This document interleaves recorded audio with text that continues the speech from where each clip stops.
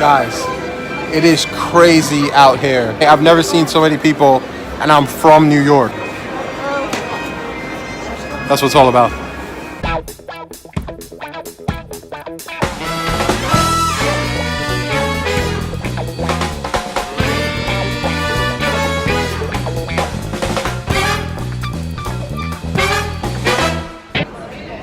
Guys, crowded train station today. Crowded. This is not crowded. Crowded.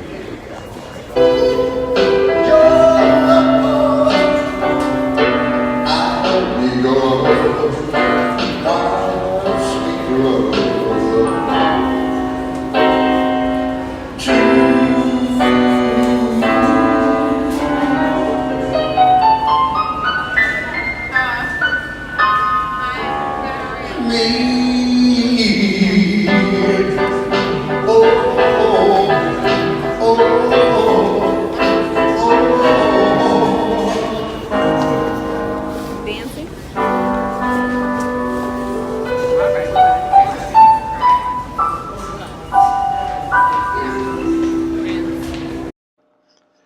Guys, thanks for tuning in and sharing these little parts of my life with me. Um, this is Russ Mack, and you can find me at russ.forex on Instagram. Like, subscribe, share, DM me any questions. I'm always happy to hear from you.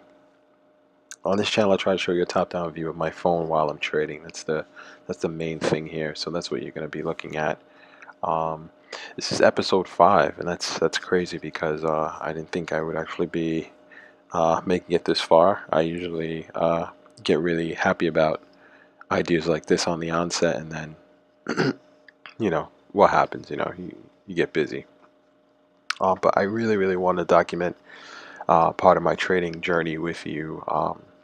There's definitely going to be mistakes along the way, but for the most part, you'll see some decent consistency. Um, so yeah, just enjoy the ride. I mainly want to talk about psychology and healthy trading. That's going to be the main difference with this channel. It's going to be about psychology and sort of about spirituality also. Um, and to kind of jump into that, I just really want to capture the onset of my focus when it comes to money, and then a spiritual ethics. Um, when I was a kid, I remember having this dream. I was in this room, and there was something behind me, and the whole room was extremely dark, and far towards the far end of the wall, um, there was a light, and and the thing that was behind me started talking to me, and I didn't know what it was, but I assume it was God. I know now it was God, and it took me towards the light and showed me cases, if you would, sort of like display booths at the on the outside of a store, where they sort of advertise like the mannequins. It kind of looked like that, um, but inside this booth was a guy. It was a man, and he was in a suit. He was white, um, and he was talking on his cell phone. I think he was holding a briefcase.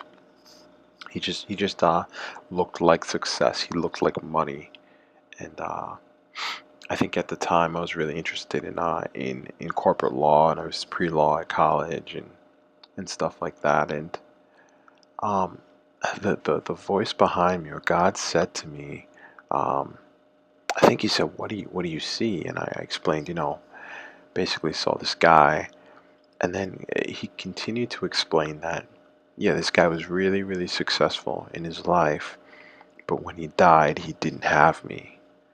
Um, and that was pretty much it. I don't want to dive too much or change too much of the core of the story, but it was clear um, that I had placed the emphasis on money and wealth and acquiring wealth, and little emphasis on my life to come, or that at some point in my life there would be an emphasis on money now, and wealth, and it would be easy to place a small emphasis on the life to come. And so I really, really just wanted to question that. How is it possible for a Christian uh, to be rich and still kind of need God? And there's several stories in the Bible that address these issues. But there are two things that happened on my trading journey that that made me realize that this story was sort of like a key factor and focus in my trading, or would be, and it was God and wealth. And sort of specifically with trading, two questions came up. One, am I capable of trading successfully without God being the focus? And that's physical capability. And the second is, do I then need the permissions? So am I physically capable of doing it? And then spiritually, do I need to sort of get some permission to make money and be rich as a Christian? And and it might sound silly, but those are very, very healthy questions to grapple with if you're serious about uh, living the will of God in your life. Um, so yeah. So permission wise, yeah, there are many stories about Christians in the Bible, um, and the challenge here is to surrender your will, your personal goals, to the will of God, um, letting God know that He is superior to any aspirations financially that you have. So if it were God's will that you were not to be rich, or not to trade forex, or not to have money, that would be okay. And for the Christian, knowing that the ultimate success and the ultimate victory is not in finance, but is in the way that God is going to use you. Making $1 million and that not being God's will would limit your spiritual and really earthly, capabilities.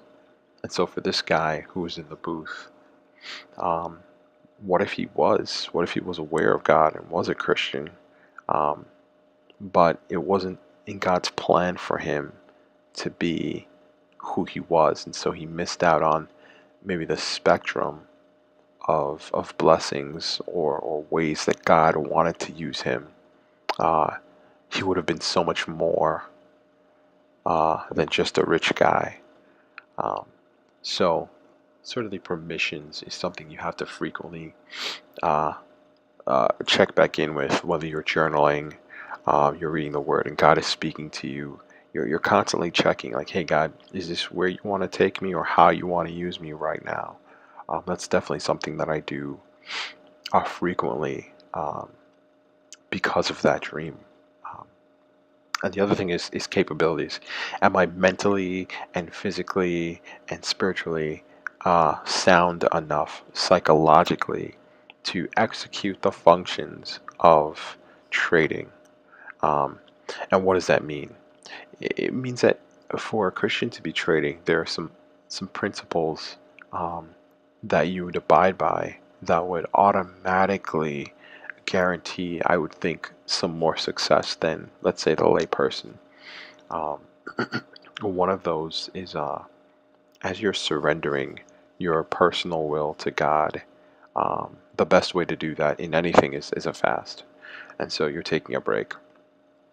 Um, are you capable of not making money, of not trading? And this is once you find a successful technique. It's very difficult, but are you capable of saying, all right, that's enough money for this month. Let me spend the next week, uh, fasting on trading, and, diving into the Word of God, and seeing what He has for me. He might be showing me some other things now. And are you able to do that? Um, and the capability factor of that is, um, when you're able to control yourself and stop trading, it filters into the times when you see lucrative trades but not really fitting your criteria, and you're able to say, you know what, I'm going to stop trading here because it's not the best for me right now. So the discipline of fasting that you create along the regular trading journey in submission to God is also um, very, very beneficial in terms of relinquishing different controls that you might have and in taking premature trades. That's the bottom line. Um, the whole idea of Sabbath and rest, I would even say for the Jews when they were leaving um, Egypt and the Exodus, is now they were gifted with the Sabbath and they no longer had to work in order to make a living. And so too with trading. This is not a frantic, mad dash to collect as much money as possible. This is a relaxed, uh, thought out, you know, um, process that is in submission to the regular rules of God as a Christian. Um, and so, not trading on a Friday or a Saturday or a Sunday might be something that's both spiritually beneficial and something that's, uh, you know, tangibly, beneficial when it comes to the market or trading and so forth. And so these are concepts that, I had to, grapple with, adopt, um, revisit, journal, and really flesh out the mental health and spiritual health uh, capabilities of my trading. Um, it could be that um, I trade successfully as a person, as a father, as a husband. I provide for my family. I give money to the church. I help people, and still not be in the will of God. That's one. And number two, it could be that I'm super successful with trading, but I'm missing some of those key um, uh, what is it, gifts or resources that um, my religion um, and God has already mandated on me through tradition, through His Word. Um, so it's very capable. It's very, very possible to trade as a Christian in an unhealthy way, or trade as a Christian in a healthy way, and those are some of the things you wanna explore. Definitely hit me up. Um, talk to me more about that if you want me to flesh anything out more. There are definitely several steps of fasting and taking breaks along the trading journey that make me a more disciplined uh, trader today, right? And that's definitely something any trader, no matter what religion you are, is gonna need to adopt to be successful. All right, guys, so I think on the screen you've seen the front and back end of this trade coming up. I think that I have some footage left in the subway station of some music being played. It was a great time out with my family. Um, I think my daughter had a blast seeing the Christmas tree, and we went out to eat, and just the music in the subway was phenomenal. So definitely stay tuned, and enjoy some of that. I'll catch you guys in the next one. God bless.